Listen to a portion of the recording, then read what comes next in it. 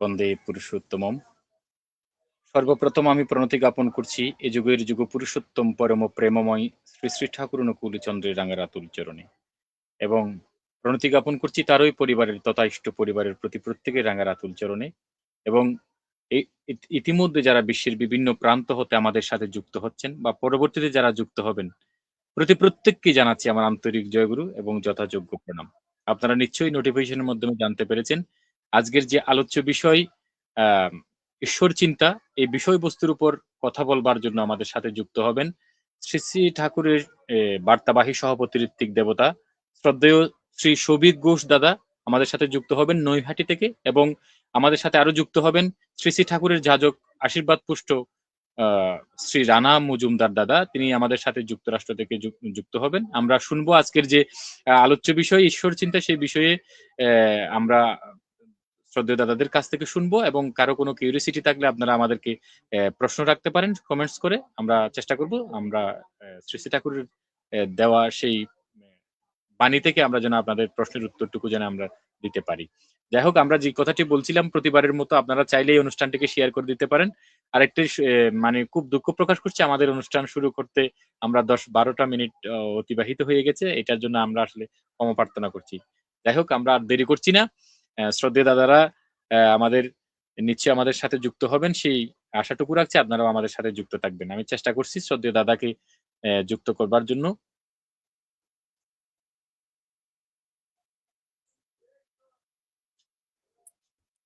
দাদা আমার জয়গুরু এবং সশ্রদ্ধ প্রণাম নেবেন। জয়গুরু, জয়গুরু, প্রণাম। আওয়াজ শোনা যাচ্ছে? হ্যাঁ দাদা, শোনা যাচ্ছে, শোনা যাচ্ছে। ঠিক ঠিক ঠিক, এবার ঠিক আছে। হ্যাঁ, তা আজকে সকলের আমাদের কাছে সাথে একটু, আচ্ছা আচ্ছা, হ্যাঁ বলেন। আমাদের শ্রদ্ধেয় রানা মজুমদার দাদা একটু হয়তো লেট হতে পারে, তিনি আমাদেরকে একটু রিকোয়েস্ট করছেন যে উনি নাকি অফিসে আছেন, হয়তো অতি সত্বর আমাদের সাথে যুক্ত হবেন সেই প্রত্যাশাটুকু রাখছি। এবং দাদা আমি আপনাকে অনুরোধ করছি, আমি জানি আপনি খুব ব্যস্ত আজকে, আপনি থাইওয়ানের উদ্দেশ্যে রওনা হয়েছেন, এবং আপনাকে এই কঠোর সময়ে বিরক্ত করার জন্য আসলে আন্তরিকভাবে ক্ষমা প্রার্থনা করছি। আর না, ঠিক আশা আছে। করছি কঠিন সময়ে আমরা আপনার মুখ থেকে খুব গুরুত্বপূর্ণ আলোচনাটুকু হয়তো শুনতে পাবো, সেই প্রত্যাশাটুকু মানে সবারই আছে। আমাদের সাথে যারা যুক্ত থাকেন তারা খুব ভালোভাবে ওয়েট করেন যে আপনার মুখ থেকে খুব মূল্যবান কথাটুকু শুনবেন। তাই আমি আপনার এই সময়ের মধ্যে আমাদেরকে শ্রী শ্রী ঠাকুরের যে আলোচ্য বিষয় ঈশ্বর চিন্তা, সেই বিষয়বস্তুর উপর কিছু বলবার জন্য সবিনয় অনুরোধ করছি। আমরা ততক্ষণে আমরা যদি রানা মজুমদার দাদা, শ্রদ্ধেয় শ্রী রানা মজুমদার দাদা যদি আমাদের সাথে যুক্ত হয়, আমরা দাদাকে যুক্ত করে নিব। দাদা আমার আন্তরিক জয়গুরু, প্রণাম নেবেন। জয়গুরু, প্রণাম। আজকে কোনো বিষয়ে বলার আগে সকলের কাছে একটু ক্ষমা চেয়ে নিচ্ছি। এরকম একটা অড পরিস্থিতি, এরকম ভাবে এই পজিশনে থেকে আমাকে বলতে হচ্ছে। এবং এখান থেকে একটা ভালো কথা মনে পড়ছে আমার, যে মনে পড়ে ঠাকুরের ওই ঘটনাটা, যে শ্রী শ্রী ঠাকুর একবার এরকম একটা খুব গুরুত্বপূর্ণ বিষয়ে আলোচনা করছিলেন, আর পাশে ফার্নিচারের কাজ হচ্ছিল। শ্রী শ্রী ঠাকুরের প্ল্যান দেওয়া। ঠাকুর হচ্ছেন একজন কমপ্লিট ম্যান। গড কি, ঠাকুর বলছেন যে গড মানুষ ছাড়া ভগবান আমি একটা মিনিট বুঝি না। দাদা, আমাদের সাথে হ্যাঁ, শ্রদ্ধেয় শ্রী রানা মজুমদার দাদা যুক্ত হয়েছেন, আমি দাদাকে একটু যুক্ত করিনি দাদা।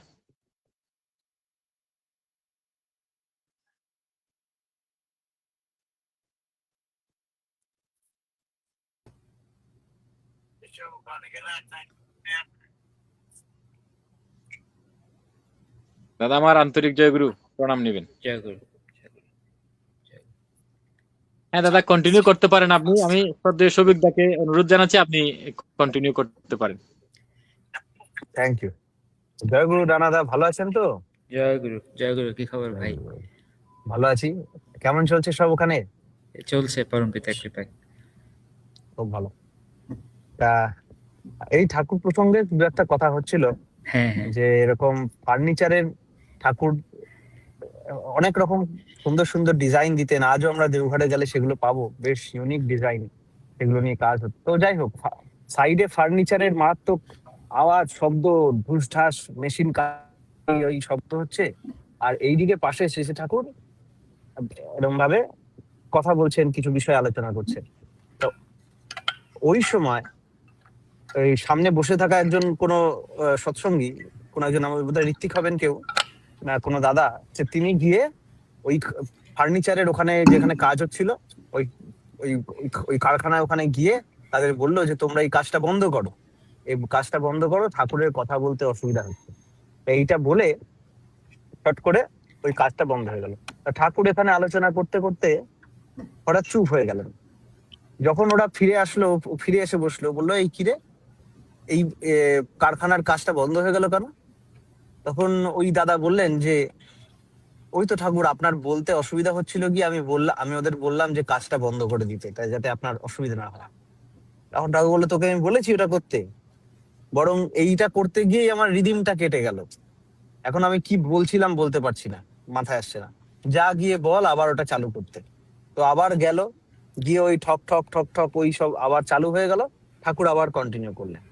এখানে একটা খুব ভালো একটা এক্সাম্পল, এই যে প্রতিদিন খুব প্লেজেন্ট অ্যাটমসফিয়ারে থেকে ভালো মতো বাড়িতে একদম ঢাকা করে বলতে পারি, এটাও একটা বলা। আর এখানে আমরা একসাথে শ্রী ঠাকুর আলোচনা করছি, গাড়িতে যাচ্ছি, এয়ারপোর্টে, এই সময়, এটা একটা বলা।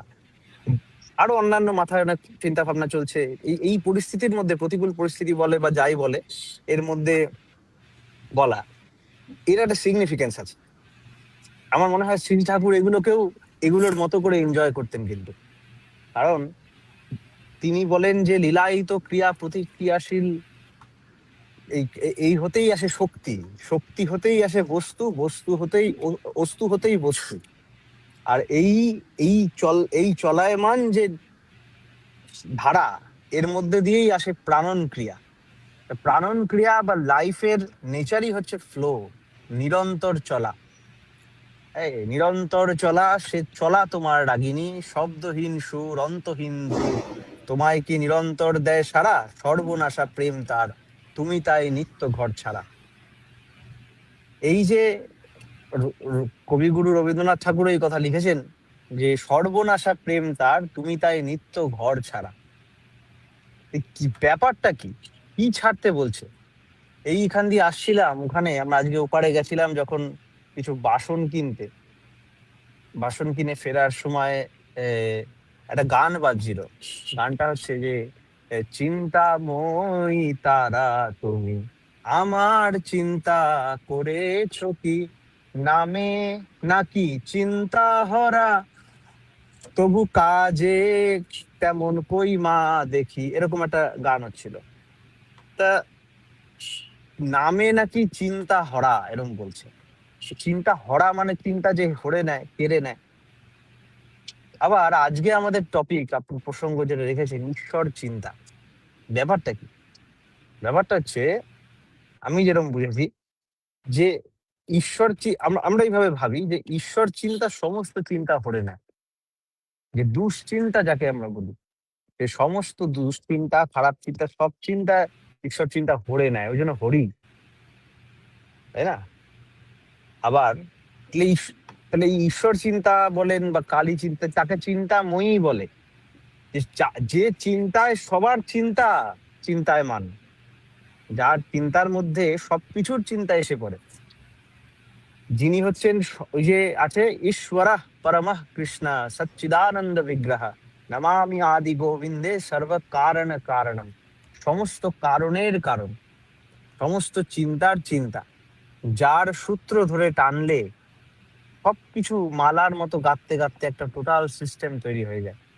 সবকিছু উৎস, বীজ, যা আমরা প্রার্থনায় বলি যে নিখিল জগৎ জীব বিচি স্পন্দিতম, নিখিল জগৎ জীব যা কিছু আছে তার তার বীজ স্পন্দন যিনি, তিনি হচ্ছেন সেই ঈশ্বর।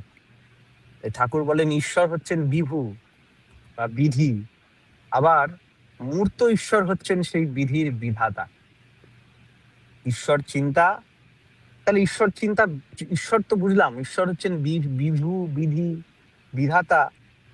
একটা একটা বিশাল একটা সর্বব্যাপী, সর্বময় একটা বিশাল অস্তিত্বর কথা আমরা চিন্তা করছি ঈশ্বর বলতে।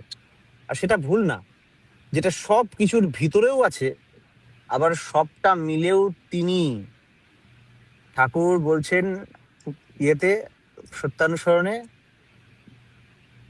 আসক্তিতে কাঁদবে না, আসক্তিতে দুঃখ করতে না, যদি আর কোনো কিছুতে অভিভূত হতে না, যদি অভিভূত হতেই হয় তাহলে ঈশ্বর প্রেমে। কেন? তাহলে ওটাতেই অভিভূত হব কেন? ওটাতে অভিভূত হব কারণ সমস্ত অভিভূত, সবকিছু ভূত মানে হওয়া, সবকিছু হওয়ার কারণ তিনি, সবকিছু হওয়ার সূত্র, উৎস, সার্থকতা তিনি, এই হচ্ছে তার উৎস। তাহলে সেই আমাদের প্রার্থনায় আছে হে সর্ব, আবার হে সর্বানুস্যুত। তিনি সর্ব মানে সবাই, সবাই মিলে তিনি, আবার তিনি কিন্তু সর্বানুস্যুত মানে সবকিছুর ভিতরে ইন্ডিভিজুয়ালি অনুস্যুত। তিনি যেমন ব্রহ্ম, সব কিছুর সারাৎসার, আবার তিনি প্রত্যেকটা অণু পরমাণু। কিন্তু এর চিন্তা কিভাবে করব, কোথায় ধরে শুরু করব?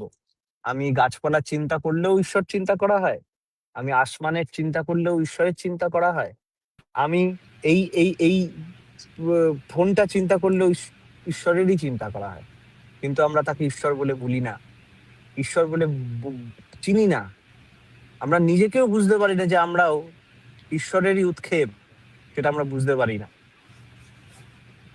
তাই ঈশ্বরের ছাড়া আর কিছু নেই। বিবেকানন্দকে একবার ইয়েতে, বোধহয় লন্ডনে না কোথায়, স্বামী বিবেকানন্দকে বলা হয়েছিল একবার, হ্যালো শোনা যাচ্ছে? হ্যাঁ, তো স্বামী বিবেকানন্দকে একবার প্রশ্ন করা হচ্ছিল, মানে একবার অনেক বড় লেকচার দিয়েছিলেন, তারপর তাকে প্রশ্ন করা হয় যে আচ্ছা, তার মানে আপনি বলছেন সবকিছুই নাকি পৃথিবীতে, না ইংরেজিতে বলেছিল, so you are saying that everything everything has god in it, সবকিছুর মধ্যে ভগবান আছে, god is in everything, so you are saying that god is in everything. ওটা শুনে স্বামী বিবেকানন্দ বলেছেন, এত আমি আলোচনা করে তুমি এটা বুঝলে, এটা ভুল। তখন বললে এ মা, every god is in everything এটা ভুল। তখন স্বামী বিবেকানন্দ বলছে everything is not, only god is, যে সবকিছু বলে কিছু নেই, শুধু ভগবানই আছে, তিনি মূর্ত হয়েছেন সবকিছুতে। তাই জন্য আমরা বলি জীব জগৎ রূপে প্রতিভাত, জীব জগৎ রূপে প্রতিভাত ওই একই ঈশ্বর। আমরা বদমাইশি চিন্তা করি, মৃত্যুর চিন্তা হোক, দুঃখের চিন্তা হোক, চুরির চিন্তা হোক, ঈশ্বর ছাড়া কোনো কিছু চিন্তা হয় না। কিন্তু প্রবলেম হয়ে যায়, ওই চিন্তাটা হয়ে যায় ট্রাঙ্কেটেড, ওটার বিস্তার থাকে না, আর যেখানে বিস্তার নেই সেখানেই স্ট্যাগনেশন, আর যেখানে স্ট্যাগনেশন ওখানেই ডেথ। তাই যেটা ঈশ্বরের অংশ হলেও আমার সেটা কিন্তু সত্তার পরিপোষক হয় না।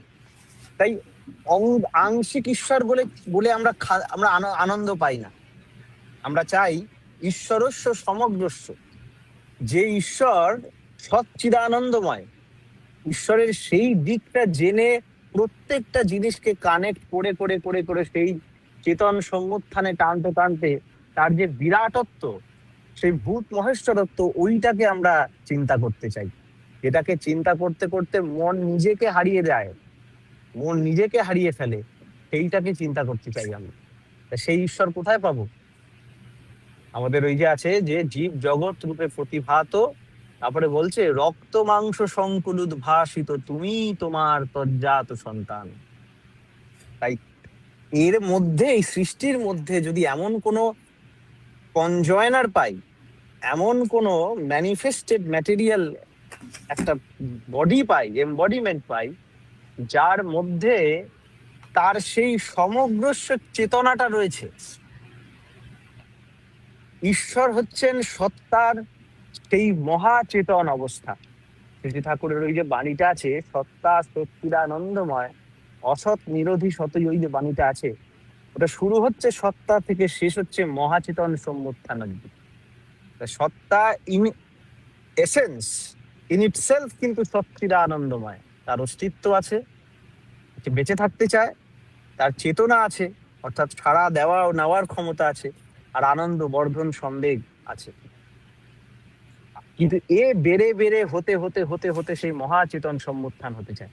সে ওই চেতনার সাথে নিজেকে কানেক্ট করতে চায়, করে তার নিজের আত্মানং বৃদ্ধি, অর্থাৎ নিজেকে জানতে চায় যে আমিও তোমার, তুমিরই উৎক্ষেপ, এটাকে সে রিয়েলাইজ করতে চায়। এটা কিভাবে করব? এটা করার জন্য ওই তার যে এমবডিমেন্ট, তার যে চেতন বিভু বা বিধাতা যাকে বলছি, আমাদের একটা গান আছে না, যে প্রভুই যদি বিভু হলো, তাহার কি তার ভুবনে ভাবনা কি, একটা গান আছে। বিভুই যদি প্রভু হলো, বিভু তার জীবনে ভাবনা কি, সে মহাচরণে মস্তক দানে, মহাকৃতান্তে দিলে ফাঁকি। পঞ্চানন্দার লেখা গান। হ্যাঁ, কীর্তন দারুণ হতো। বিভুই যদি প্রভু হলো, প্রভুর ভুবনে ভাবনা কি, সে মহাচরণে মস্তক দানি, মহাকৃতান্তে দিলে ফাঁকি। আমরা ওই যে স্ট্যাগনেশন থেকে মহাকৃতান্ত, যে কৃত বা কাজের অন্ত বা ডেথ, ওই ডেথকে আমরা ফাঁকি দিতে পারি। কারণ তখন আমরা বুঝতে পেরে যাই যে আমরা অজাত, আমাদের অনন্ত, আমরা চিরকাল ধরে আমাদের অস্তিত্ব বেড়েই চলেছে, বেড়েই চলেছে। এটা আমি তার সাথে যুক্ত হয়ে বুঝতে পারি। তাই যেই চিন্তায় নিজেকে ব্যক্ত করলে সমস্ত চিন্তার নির্বাণ প্রাপ্ত হয়, সমাধান প্রাপ্ত হয়, সেই চিন্তাটাই ঈশ্বর চিন্তা। কিন্তু যে ঈশ্বর সবকিছু সব নিয়ে হয়ে আছেন তিনি, তাহলে তো সব নিয়ে যে কোনো একটা জিনিস নিয়ে ভাবলেই হতো। সেটা তো আমরা পারছি না, কারণ সবকিছু তিনি মেপে রেখেছেন। তার মায়া বা তার মাপন শক্তি, পরিমাপন শক্তি দিয়ে সবকিছুকে মাপা আছে।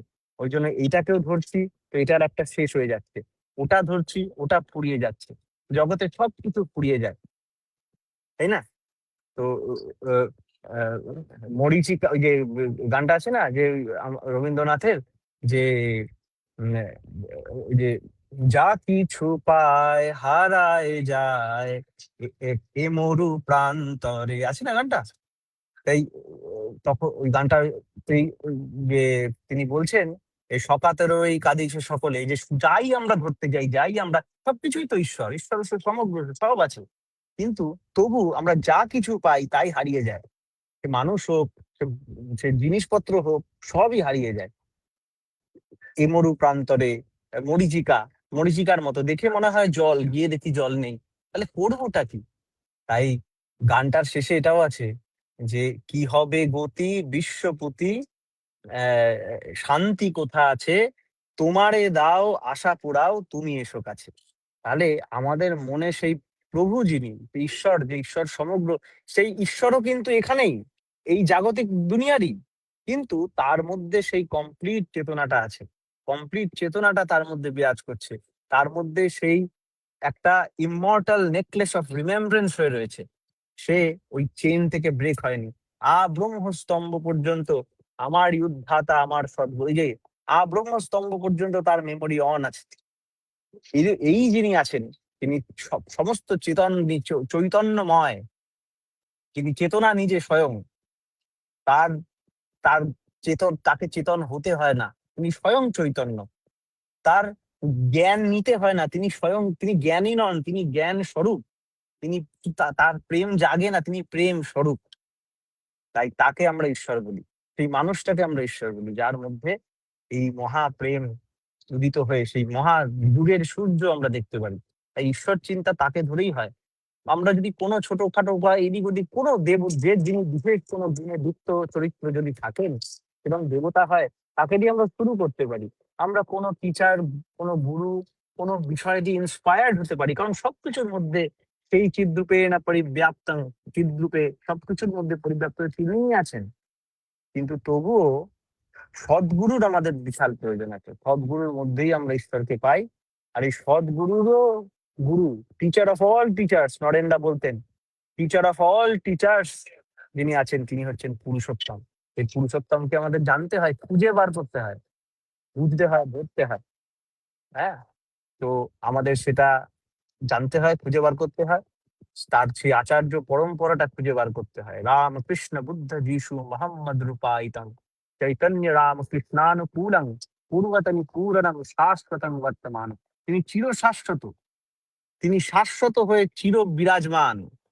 শাশ্বত মানে সবসময় যে রয়েছে, সনাতন। এই তিনি এই যুগের আদর্শ, তিনি এই যুগের ঈশ্বর আচার্য, কিন্তু তাকে আমাকে খুঁজে বার করতে হয়। খুঁজে বার করে একবার তার সাথে কানেকশন হয়ে গেলে, সেরকম ভাবে আমার তার স্বরূপ দর্শন হয়ে গেলে, তিনি আর চোখের সামনে থেকে আড়াল হন না কখনো। তিনি আমার কাছে রিয়েল হয়ে থাকেন, যেটা তার আর বাস্তব স্বরূপ। আর আমার ভয় থাকে না, যখন আমাদের অন্তর গিয়ে ওঠে অভির অভির অভির, কোনো ভয় থাকে না। তখন আমরা সেই অমৃতের পুত্র হয়ে বিশ্ব জয় করতে বেরিয়ে যাই। এই তো ঈশ্বর চিন্তা, তাকে নিয়ে চিন্তা, তার ভাবনা।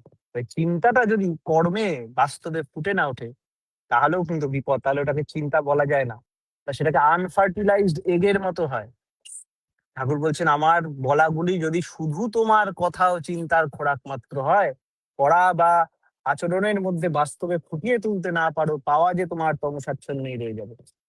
ব্যাটারি চার্জ আছে তখনই বোঝা যায়, যখন এই এন্ডের ব্যাটারিটা ঘুরে এই এন্ড অব্দি পৌঁছায়, সার্কিটটা কমপ্লিট হয়। তেমন মনসা বাচা কর্মণি, মনসা মানে মন চিন্তা, বাঁচা মানে বলা, কর্মণি পড়ায়, তিনটে লুপ যদি না হয়, চিন্তাটাও কিন্তু কমপ্লিট হয় না, চিন্তাটাও ফার্টিলাইজ হয় না, দুটো মিলে কমপ্লিট হয়, তাই না? তো চিন্তাটাও যেন কমপ্লিট সার্কেল দিয়ে চিন্তাটা সার্থক হয়। তো কর্ম যেমন সার্থক হয় কোনো ফলে বা অধীশ্বরের কাছে ফল প্রদানে, তেমনই চিন্তা সার্থক হয় কর্মে। এই চিন্তাটাও যেন ওইভাবে একটা ফ্রুটফুলনেসে চলে আসে। এই আমার প্রার্থনা সবার কাছে, যে ঈশ্বর চিন্তায় যেন আমরা নিমগ্ন হয়ে থাকতে পারি। ঈশ্বরই আমাদের সবকিছু হোক, ঈশ্বরই আমার কিন্তু ঈশ্বর যেন আমাদের অমূর্ত ভগবান না হয়ে ওঠে। ঈশ্বরকে মূর্ত প্রতীক আমরা পাই, মূর্ত থেকে আমরা যেন মূর্তি আর অমূর্তির দুটোর পারে যেতে পারি। আর সেটা ওই মূর্ত ভগবান নরকলেব, যতদিন আমরা মূর্ত ততদিন আমাকে সে মূর্ত ভগবানের মধ্যে তাকে খুঁজতে হয়। আবার নরেন্দার কথা চলে আসছে, উনি বলছেন, if you have to worship God, then you have to worship God in man and as man. তেমনই আমি বলছি, if we have to think of God, then we have to think of God in man and as man. যদি আমাকে ঈশ্বর চিন্তা করতে হয়, আমাকে সেই, এবং আমি মানুষ, যে আমার মানুষের ব্রেন দিয়ে চিন্তা করছি, আমাকেও মানুষ ভগবানের মধ্যে চিন্তা করতে হবে, মানুষ ঈশ্বরের মধ্যে চিন্তা করতে হবে। তার মাধ্যমে আমি সেই কমপ্লিট ডাইমেনশনটা অ্যাক্সেস করতে পারি। এই হলো বিষয়। যাই, অনেকক্ষণ সময় নিলাম, এয়ারপোর্টে পৌঁছে গেছি। আমার বক্তব্য এটা ছিল। আশা করি শ্রী শ্রী ঠাকুরের বার্তা এর মাধ্যমে পৌঁছে গেল কিছু। যদি আপনাদের ভালো লাগে, আরো আরো মানুষকে কাছে পৌঁছে দেন। আপনারা বলেন, ভিডিও শেয়ার তো ভালোই, তার থেকে আরো ভালো নিজের থেকে যদি কিছু বলেন, নিজে মানুষের কাছে যান, করেন। আর ঈশ্বর চিন্তায় একদম একদম ফ্যান্টাস্টিক, সবসময় ডুবে থাকতে। জয় গুরু। আমি অসংখ্য কৃতজ্ঞতা প্রকাশ করছি শ্রদ্ধেয় কবি ঘোষ দাদা, এত এত ব্যস্ততার মধ্যেও আমাদের সাথে যুক্ত হওয়ার জন্য। আর আমি অনুরোধ করব দাদা, যতক্ষণ পর্যন্ত আমাদের এই প্রোগ্রামটা শেষ হচ্ছে না, যদি আমাদের সাথে থাকেন, তাইলে অবশ্যই আমি খুব খুশি হব এবং কৃতার্থ হব। আমাকে রাখতে হবে, আমাকে তো রাখতে হবে, আমার নামবো তো, লাগেজ টাগেজ নামাতে হবে। ঠিক আছে, আমরা একটু পরে হয়তো শেষের দিকে আর একটু পাই, তাইলে অবশ্যই খুব খুশি হব। আমরা চেষ্টা করবো। ঠিক আছে, আমি শুনবো পরে দাদা। আমার খুব খারাপ লাগছে, আপনাদের আলোচনা পুরো শুনতে পারলাম না, এবার শুনবো। হ্যাঁ, আমি রেখে দিয়ে পরে আমি আবার দেখছি, চেষ্টা করছি। আর দাদারা আমার প্রণাম দেবেন। জয় গুরু দাদা, ভালো থাকবেন। আপনাকেও প্রণাম। জয় গুরু দাদা, জয় গুরু। প্রণাম। আমি শ্রদ্ধেয় শ্রী রানা মজুমদার দাদার কাছে যেতে চাই। আমি দাদাকে সবিনয়ে অনুরোধ করছি, আজকের যে আলোচ্য বিষয়, সেই বিষয়বস্তুর উপরে আলোকপাত করবার জন্য আমি দাদাকে সবিনয়ে অনুরোধ জানাচ্ছি। দাদা, আপনার মূল্যবান আলোচনাটুকু যদি আপনি। বন্দে পুরুষোত্তম, বন্দে পুরুষোত্তম, বন্দে পুরুষোত্তম। আমার জীবন রথের সারথি প্রিয় পরম শ্রী শ্রী ঠাকুর অনুকূল চন্দ্রের চরণে প্রণতি জানাই। সেই সাথে ঠাকুর পরিবারের প্রতি প্রত্যেকের প্রতি আমার প্রণতি জানাই এবং আজকে এই অনুষ্ঠান যারা শুনছেন বা পরবর্তীতে শুনবেন তাদের প্রতি আমার শ্রদ্ধা, প্রণাম, শুভেচ্ছা। আমাকে শোনা যাচ্ছে তো না? আচ্ছা। আমার খুবই পছন্দের সৌভিক ভাইয়ের আলোচনা শুনছিলাম। আমি প্রথমে দুঃখ প্রকাশ করছি, আমার 15 মিনিটের মতো দেরি হয়েছে। সৌভিক ভাই যেমন করে বলছিল যে আসলে ফ্রিকশনসের মধ্যেই আমাদের হচ্ছে এগিয়ে যাওয়ার প্রয়োজনীয়তা। আমার এখানে আজকে যেহেতু উইকেন্ড না, আমি অফিসে আছি, সো ওই কাজ থেকে বের হয়ে পাশে এসে হচ্ছে জাস্ট এই ল্যাপটপটা খুলে বসলাম যুক্ত হওয়ার জন্যে। তাতেই 15 মিনিটের মতো দেরি হয়েছে। আমি এতক্ষণ খুব মন্ত্রমুগ্ধ হয়ে শুনছিলাম আলোচনাটি আসলে ঈশ্বর চিন্তা ব্যাপারটি শুনলে আমাদের মাথায় প্রথমে যেই ধরনের ভাবনা আসে যে এটা একটা মানে মানে যদি বলা হয় যে আজকে চলো একটু ঈশ্বর চিন্তা করি, তখন আমাদের মনে হতে পারে যে ঈশ্বর চিন্তা কেন, আমার জীবনের চিন্তা আছে, কেরিয়ার চিন্তা আছে, আমার লাইফের চিন্তা আছে, আমার পরিবারের চিন্তা আছে, হ্যাঁ আমি সমাজের চিন্তা করতে পারি। এইসব চিন্তাই তো বেশি গুরুত্বপূর্ণ। সেখানে এইসব চিন্তা রেখে আমি ঈশ্বর চিন্তা করতে কেন যাব? তো ভাবনাটা কিন্তু প্রথমে এমনই আসবে যদি হয়, মানে আমি তো ইউনিভার্সিটিতে আছি, মানে আমি আমার অফিসে আছি, সো এখানে কাজ করছি। এখন আমি আমার অফিসের থেকে বাইরে বের হয়ে একটা জায়গায় এসে বসেছি, যাতে করে অফিসে যদি কারো সমস্যা না হয়।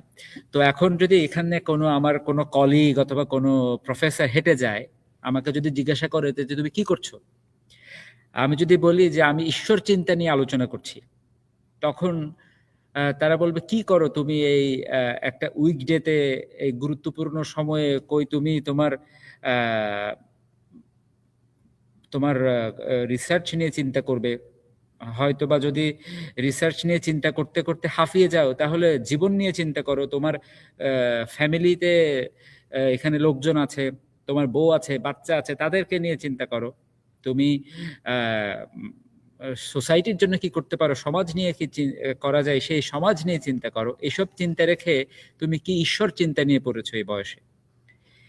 তো এই থট প্রসেসটা, এই ধরনের চিন্তাটা কিন্তু শুধুমাত্র একটা নির্দিষ্ট গণ্ডির মানুষ করে তা নয়, একটা নির্দিষ্ট দেশের মানুষ করে তা নয়, একটা নির্দিষ্ট সংস্কৃতির কালচারের মানুষ করে তা নয়। আমাদের চিন্তাটা এত বেশি মানে কি বলবো, উৎস থেকে দূরে চলে গেছে, ভাবনাটা এত বেশি ডিস্টর্টেড হয়ে গেছে। আমরা কিন্তু ঈশ্বর চিন্তা বলতেই আমাদের মধ্যে একটা আজগুবি বা একটা জীবন থেকে দূরের একটা চিন্তা মাথায় এসে, আমি যদি ভিজুয়ালাইজ করি, মনে হয় যে ঈশ্বর চিন্তা মানে জীবন থেকে অনেক দূরের, জীবনের যে নির্যাস, সেই নির্যাস থেকে অনেক বঞ্চিত একটা চিন্তা। সৌভিক ভাই যেমন করে বলছিল, সে কথার সূত্র ধরে আসলে ভাবছিলাম যে আসলে এই যে তথাকথিত ভাবনা, এই ভাবনাটিতেই ঠাকুর প্রথমে একটা মস্ত বড় আঘাত করেছেন। ঠাকুর একবার তার ভক্তদের কাছে বলছিলেন যে বার্নার্ড শর একটা কথা আছে, সেই কথাটা আমার খুব ভালো লাগে। কি কথা? ঠাকুর বলছেন যে কথাটা হচ্ছে যে be aware of the man whose God is in the skies. তিনি বলছেন প্রথমেই আমরা যখন ঠাকুরের কাছে যাই, ভগবানের কাছে যাই, ঈশ্বরের কাছে যাই, যে কাজে যে নামেই যাই, আমি বাইবেল আমি চার্চে যাই, আমি প্যাগোটাতে যাই, আমি টেম্পলে যাই, মস্কে যাই, যেখানেই যাই, আমাদের কিন্তু প্রথমেই দেখবেন আমরা ওই আকাশের দিকে চেয়ে বলি।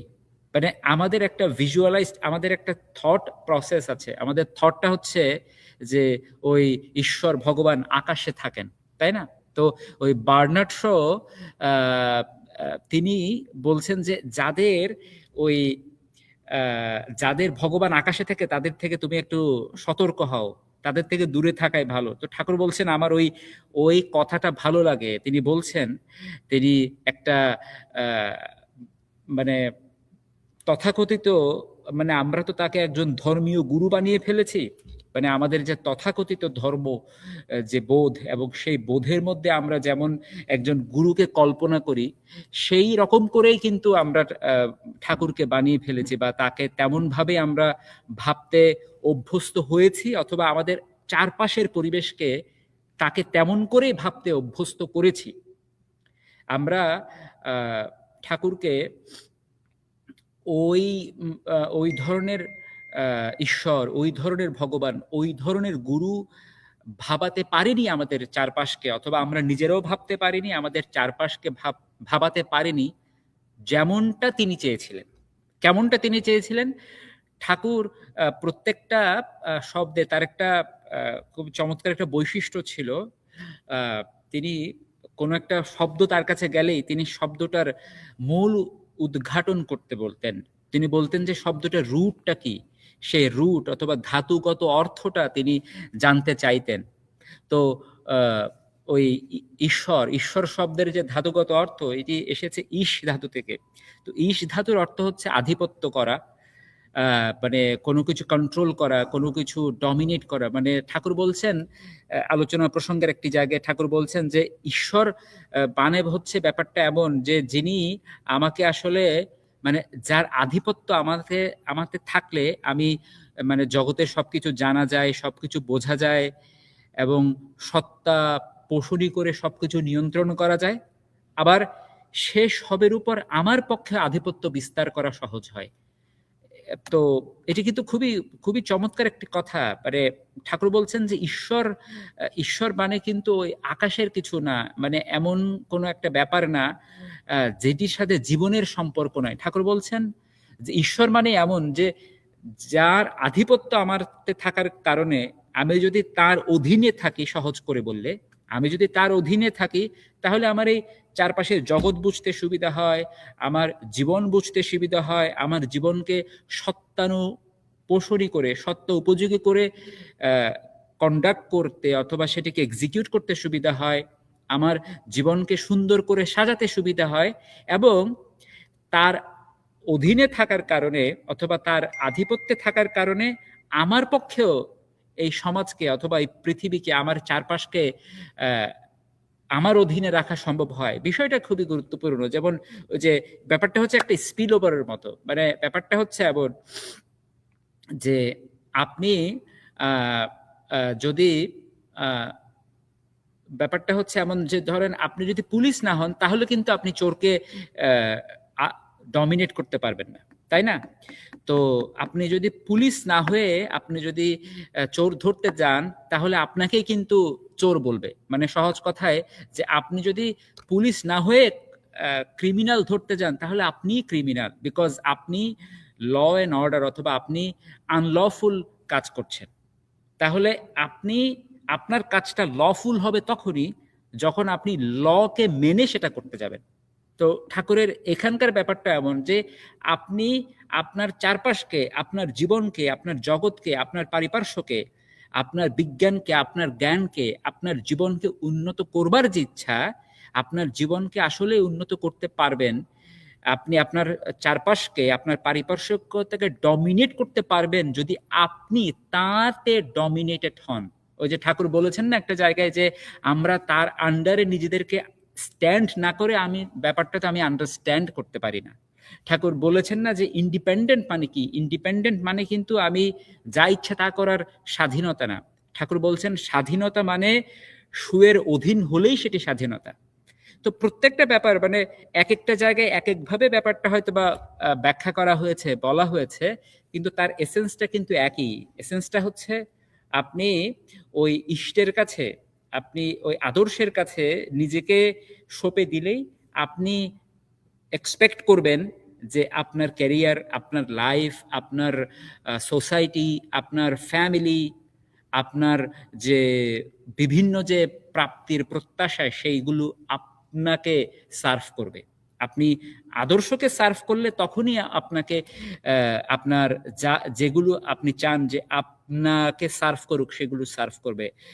সহজ কথায়, জানি না ঠাকুরের কথাটাই মনে হয় সহজ ছিল, সেটাকে ব্যাখ্যা করে বলতে গিয়ে হয়তো বা সেটিকে আরো কঠিন করে ফেলছি। তো ঠাকুর ওই কথাটি বললেন যে মানে ঈশ্বর শব্দের অর্থই হচ্ছে তাই। ঈশ্বর শব্দের অর্থ হচ্ছে আমি যখন তাঁর অধীনে থাকি, আমি যখন আমার উপর আদর্শের আধিপত্য থাকলেই আমি সবকিছুকে সবকিছুর উপর আমার আধিপত্যটা থাকে।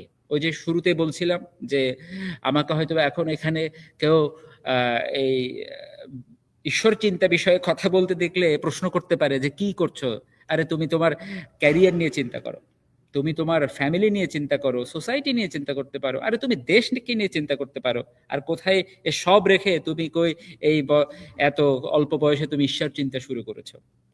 এটাই হচ্ছে আমাদের ভাবনার সীমাবদ্ধতা, অথবা আমাদের যে বিকৃত ভাবনা অথবা ডিস্টর্টেড যে থট প্রসেস। আমাদের আইডিয়াল থট প্রসেসটা হওয়ার কথা ছিল তেমনই, ওই যে সৌভিক ভাই যেমন করে বলছিল যে কোনো কিছুই তো নাই যেটি আসলে ঈশ্বর ছাড়া, অথবা মানে ঈশ্বরে উদ্ভিন্ন হয়ে ওঠেনি এমন কিছু তো আমাদের জীবনে নাই। সেটা আমরা তখনই ভাবতে পারি যখন আমি আসলে বুঝতে পারি যে ঈশ্বর অর্থ কি, ঈশ্বর মানে এই শব্দের অর্থটা কি, অথবা এই ভাবনাটা কি, অথবা ঈশ্বর বলতে যে আমি যে ভাবনাটার কথা বলছি সেটার আসলে মূল সূত্রটা কোথায়, মূল অর্থটা কোথায়। তো ব্যাপারটা হচ্ছে এমন যে ঠাকুর এইভাবে করে ঠাকুর বিভিন্ন জায়গায় আসলে এই ব্যাপারগুলো তিনি ব্যাখ্যা করেছেন। এবং আমরা আরেকটা আজকের যে দুটো শব্দের তো এখানে সংযুক্ত, ঈশ্বর আর চিন্তা। তো ঈশ্বর শব্দটা যে বললাম যে ঈশ ধাতু থেকে এসেছে, তো আমরা জানি যে এই চিন্তা ব্যাপারটা কি। যেমন আমার পূর্ববর্তী আলোচক বলছিলেন যে আমরা চিন্তা বলতে তো ভাবনার কথা বলি, তাই না, যে আমি ভাবছি, এটা নিয়ে আমি চিন্তা করছি। ঠাকুরের আইডিওলজিতে কিন্তু ঠাকুর বলছেন যে ভাবনা শব্দের মধ্যে আছে ভূ, মানে ভূ অর্থ ঠাকুর বলছেন বিভিন্ন জায়গায় বলেছেন, ভূ মানে হওয়া, মানে আমি ঈশ্বর চিন্তা মানে আসলে ঈশ্বর হয়ে ওঠা। মানে ঈশ্বর হয়ে উঠবো কি করে? ওই যে বললাম যে এটা কি স্পিল ওভার ইফেক্ট। আমি যদি আদর্শের অধীন হই, তাহলে আমি আমার চারপাশের পরিবেশকে, আমার জীবনের নানাবিধ অর্জনকে, জীবনের নানা আঙ্গিককে আমি আমার অধীন করতে পারবো। তাই ঈশ্বর চিন্তা বলতে আসলে ঈশ্বর হয়ে ওঠা বলা যায়। ঠাকুর আরেকটা জায়গায় আলোচনার প্রসঙ্গে হয়তো বা আরেকটা জায়গায় ঠাকুর এ ব্যাপারে একটা আলোচনা করছেন, যে ঠাকুর বলছেন যে ঠাকুর ব্রহ্মচিন্তা নিয়ে কথা বলছেন।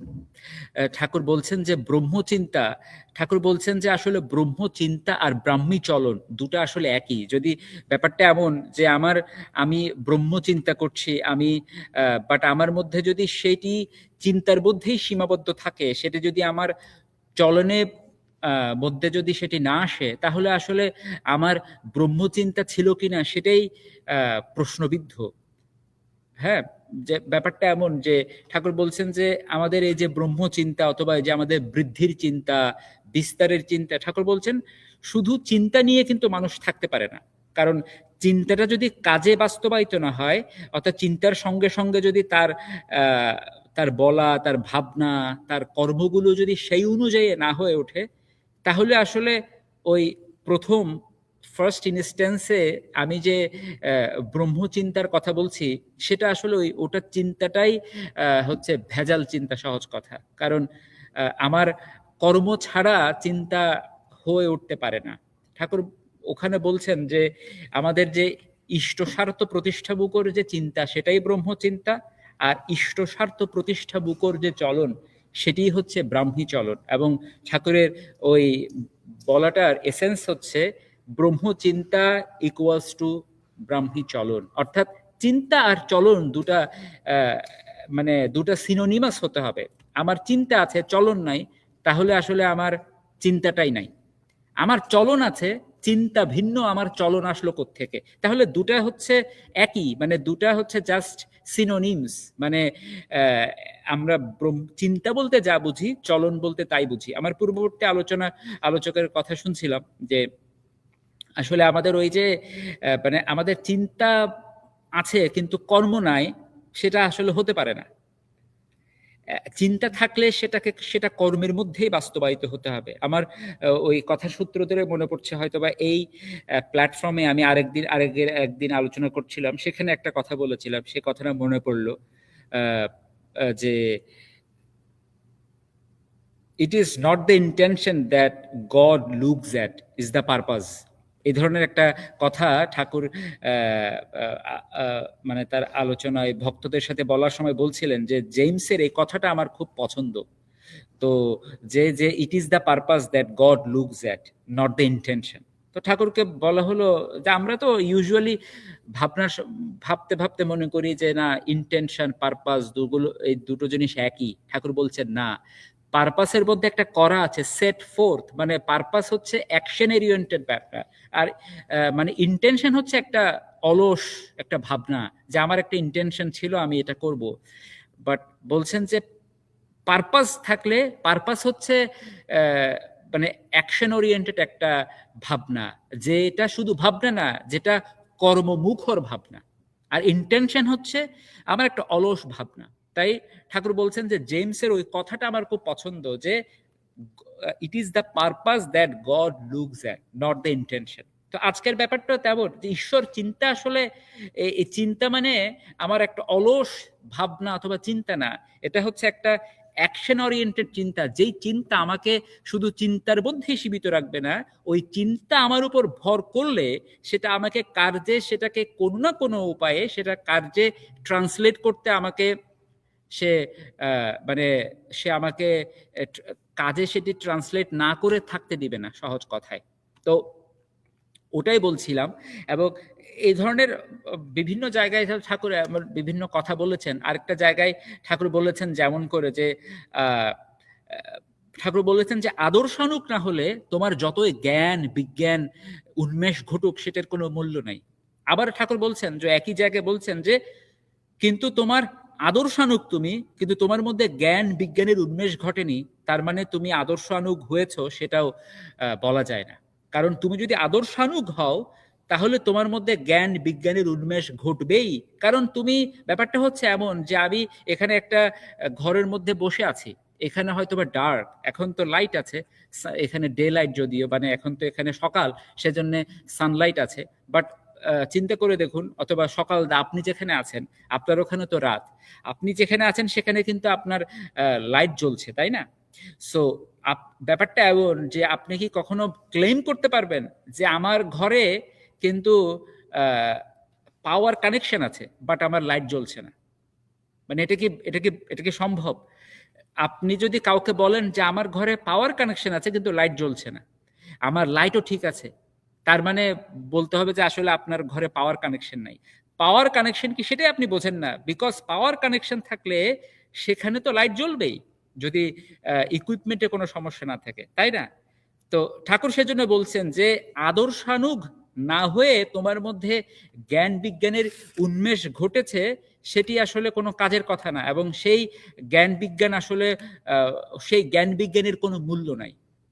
আবার ঠাকুর বলছেন কিন্তু তোমার মধ্যে আদর্শ এবং ধর্মের অনুসরণ আছে, কিন্তু জ্ঞান বিজ্ঞানের বিকাশ নাই, সেটা একটা আজগুবি ব্যাপার। কারণ তোমার মধ্যে যদি সত্যি সত্যি আদর্শ এবং ধর্মের অনুসরণ থাকে, তাহলে তোমার মধ্যে তো জ্ঞান বিজ্ঞানের উন্মেষ ঘটবেই, because is just the next মানে সিকুয়েন্স, এটা হচ্ছে একটা ভেরি ন্যাচারাল কনসিকুয়েন্স। ব্যাপারটা হচ্ছে এমন যে আপনি ওই আপনার ঘরের যে ইলেকট্রিক লাইন, সেটার সাথে আপনি যখন ওই যে সেন্ট্রাল লাইনের সাথে যখন আপনি কেবল দিয়ে আপনি পাওয়ার কানেকশনটা দেবেন, সো আপনার এখানে তো লাইট জ্বলবে, ফ্যান চলবেই। আপনি কানেকশন দিয়েছেন কিন্তু লাইট ফ্যান জ্বলছে না, তার মানে কি? এটা তো একটা আজগুবি ব্যাপার। ঠিক একইভাবে আমাদের জীবনে ধর্মের আদর্শের অনুসরণ আছে, কিন্তু জ্ঞান বিজ্ঞানের বিকাশ ঘটে নাই। ঠাকুর বলছেন এটা একটা আজগুবি ব্যাপার। আবার কিন্তু যদি ওই ধর্ম এবং আদর্শের অনুসরণ না হয়ে, অর্থাৎ ওই কানেকশন না হয়ে তোমার ঘরে যদি লাইট জ্বলে, ওটার কোনো মূল্য নাই। ওটা ওটা একটা বাইপাস ওয়েতে তুমি হয়তো বা কোনো কাছ থেকে লাইন নিয়েছো। আমার মনে পড়ে ছোটবেলায় দেখতাম যে অনেকে তখন তো আসলে আমাদের যে ইলেকট্রিসিটি অফিসগুলো এতটা এফিশিয়েন্ট ছিল না, বা অনেক লুপ হোলস ছিল। দেখা যেত যে অনেকে ওই ইলেকট্রিসিটি মানে ওরা পে করে না, অন্যজনের কাছ থেকে লাইন নিয়ে নিয়েছে। হ্যাঁ, আমরা বলতাম যে এটা চুরি করা লাইন, রাইট? সো ব্যাপারটা হচ্ছে এমন যে আপনি পাওয়ার কানেকশন নাই, বাট আপনার ঘরে লাইট জ্বলছে, তার মানে কি ওটা ওই ওইটা ওই লাইট জ্বলার তো কোনো মূল্য নাই।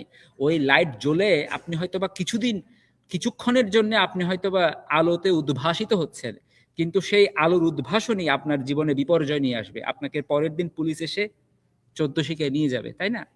তো আমাদের জীবনেও ব্যাপারটা হচ্ছে এমন। তাই ঠাকুর এই ব্যাপারগুলোকেই ওই যে আমরা বলি না যে সহজ মানুষ নররূপে করেন ধৃতে বৃষ্টি। তো ব্যাপারটা হচ্ছে এই মানে সহজ না, ব্যাপারটা কঠিন, কিন্তু ব্যাপারটা ওই যুগপুরুষোত্তমের কাছে আসলে, তার কাছে আসলে ব্যাপারটা সহজ হয়ে ধরা দেয়। ঈশ্বর চিন্তা ব্যাপারটা শুনতে অনেক কাঠখোট্টা টাইপের ব্যাপার লাগে, একটু কঠিন ব্যাপার লাগে, মনে হয় যে জীবন থেকে একটা দূরের একটা ব্যাপার, কিন্তু যে সেটা এত জীবন ঘনিষ্ঠ ব্যাপার, অথবা বলা যায় সেটা একটা জীবনেরই ব্যাপার। সেটা জীবন থেকে দূরে থেকে জীবন ঘনিষ্ঠ করার কোনো ব্যাপার নেই, সেটা একটা জীবনেরই ব্যাপার।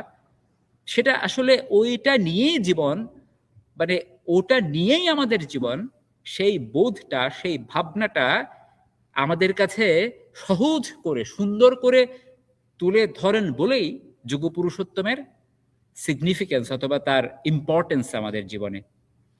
তো ওই ওই ব্যাপারটা আসলে আমার কাছে মানে আমার পূর্ববর্তী আলোচকের আলোচনা শুনছিলাম, আমার ব্যাপারগুলো মাথায় বা ওই চিন্তাগুলোই আস্তে মানে লাইন আপ হচ্ছিল আর কি। ঠাকুর বিভিন্ন জায়গায় এই কথা বলেছেন। আমাদের আসলে এই এই ব্যাপারগুলো মানুষের কাছে উপস্থাপন করার প্রয়োজনীয়তা আছে। কেন প্রয়োজনীয়তা আছে? বিকজ আমরা তো ওই যে বললাম যে আমরা তো আমাদের ভাবনাটা তো ডিস্টর্টেড হয়ে গেছে।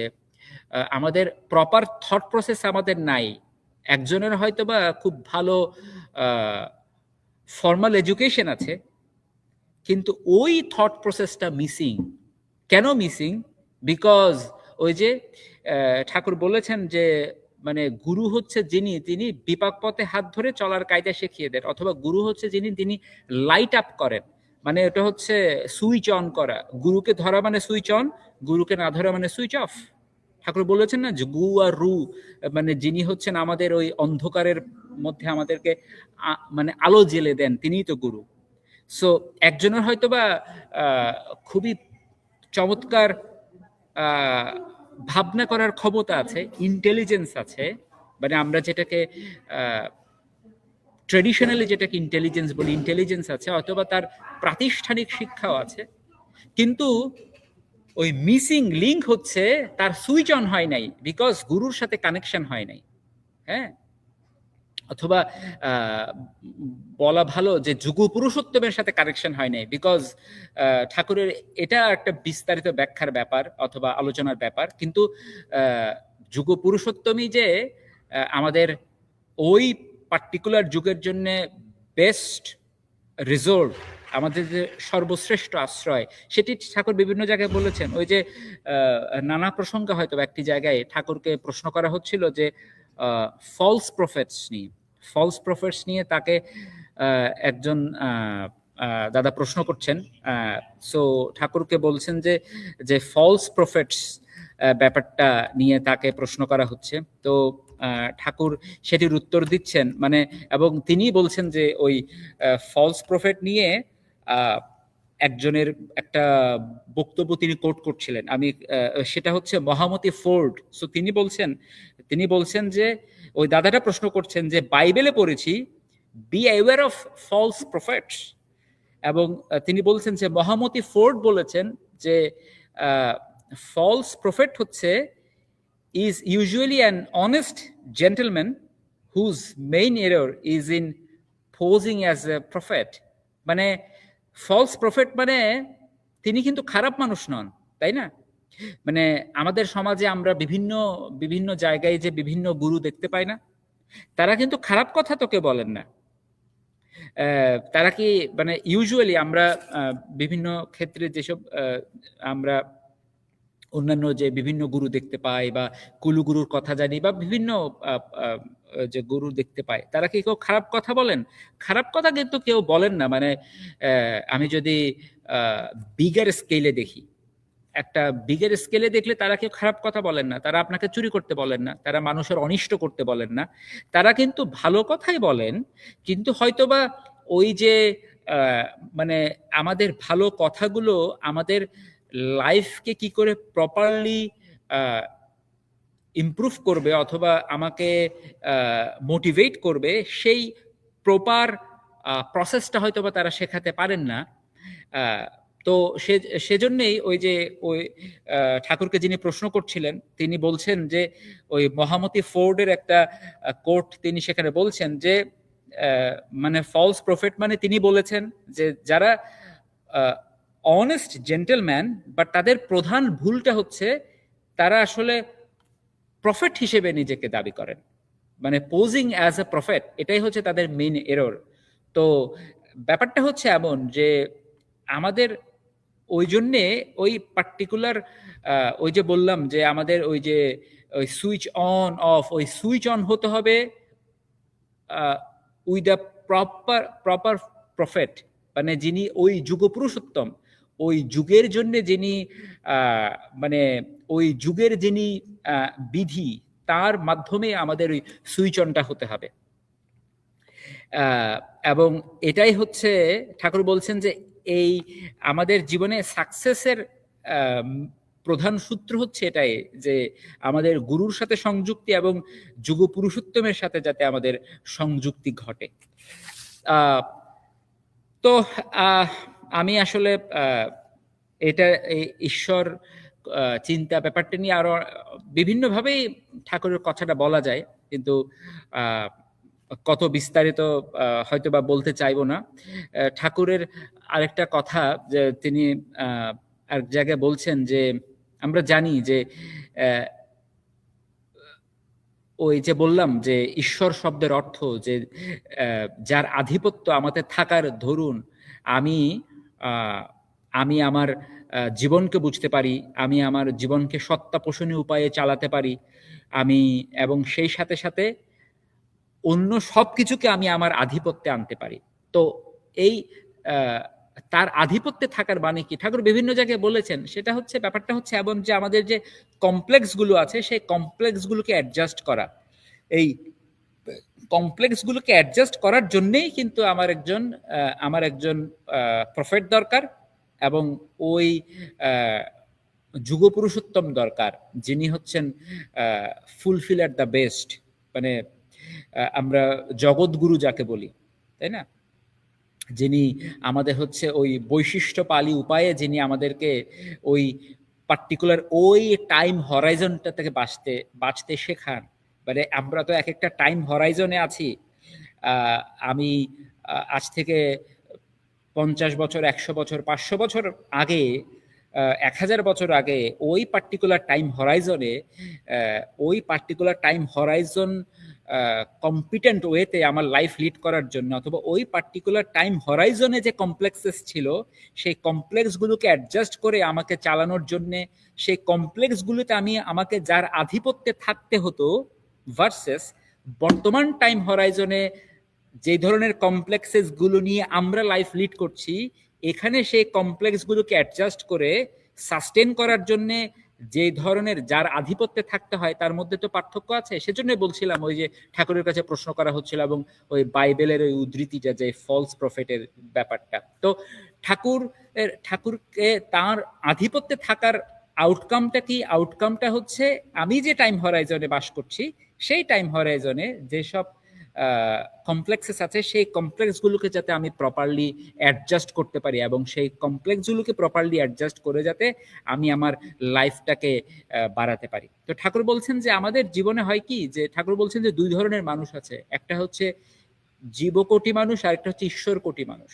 তো ঠাকুর বলছেন যে পার্থক্যটা হচ্ছে এমন যে যিনি আহ, আহ, জীব কোটি মানুষ, তিনি হচ্ছে আহ, তার জীবনে প্রবৃত্তি আছে, ঈশ্বর কোটি মানুষ যিনি, তার জীবনে প্রবৃত্তি আছে। দুজনের পার্থক্যটা হচ্ছে জীবকোটি মানুষ তিনি তার জীবনটাকে ওই প্রবৃত্তিকে সার্ভ করার জন্য ব্যয় করেন। ইভেন তিনি যদি কখনো তিনি যদি তার জীবনে আদর্শ থাকে, তিনি আদর্শকে ওই ওই প্রবৃত্তি সার্ভ করার জন্য ব্যয় করেন। এবং সেটা কিন্তু আপনি দেখবেন যে অনেক সময় কারণ ব্যাপারটা হচ্ছে, আমি আরেকটু যদি এক্সাম্পল দিয়ে বলি অথবা সহজ করে বলার জন্য যদি চেষ্টা করি, আপনি দেখবেন যে আমরা তো মানে স্থূলভাবে ধরে নেই যে যারা ধরেন মন্দিরে যাচ্ছে, মসজিদে যাচ্ছে, গির্জায় যাচ্ছে, প্যাগোডাতে যাচ্ছে, তারা হচ্ছে তারা হচ্ছে ধার্মিক, তাই না? এবং তারা হচ্ছে সমাজের জন্য কল্যাণ বয়ে আনবেন। কিন্তু আপনি কি সেটি দেখতে পান? আমরা কি দেখি? এবং আমার মনে হয় আমরা এটা বরং বেশি দেখি, যারা মন্দিরে যাচ্ছেন ভার্সেস যিনি মন্দিরে যাচ্ছেন না। মন্দিরে যিনি যাচ্ছেন তিনি সমাজের আরো বেশি ক্ষতি করেন। মসজিদে যিনি যাচ্ছেন তিনি অনেক সময় সমাজের বেশি ক্ষতি করেন যিনি হয়তোবা মসজিদে যাচ্ছেন না। যিনি চার্চে যাচ্ছেন অনেক সময় তিনি সমাজের আরো বেশি ক্ষতি করেন ভার্সেস যিনি যাচ্ছেন না। তাহলে সেখানে যদি আমি বলি যে আমি যদি এভাবে সংজ্ঞায়িত করে যে যিনি মন্দিরে যাচ্ছেন অথবা যিনি ধর্মচর্চা করছেন, অথবা অ্যাপারেন্টলি আমরা যেটাকে ধর্মচর্চা বলে দেখি, ওই সেই চাক্ষুষ যে যা দেখছি সেই অনুযায়ী যদি আমি বলি, সেটাকে যদি ইন্টারপ্রেট করি যে যিনি যাচ্ছেন তিনি তো সমাজের আরো বেশি ক্ষতি করছেন, সো আপনি সেই ধর্মচর্চা আমাকে করতে বলছেন। এটাই, এই ধরনের মানুষগুলো হচ্ছে কিন্তু জীবকোটি মানুষ। ঠাকুর সেজন্য বলছেন যে জীবকোটি মানুষ কিন্তু তাদের জীবনে আদর্শ থাকলেও তারা ওই আদর্শকে দিয়েই তারা তাদের প্রবৃত্তিকে সার্ভ করতে চায়।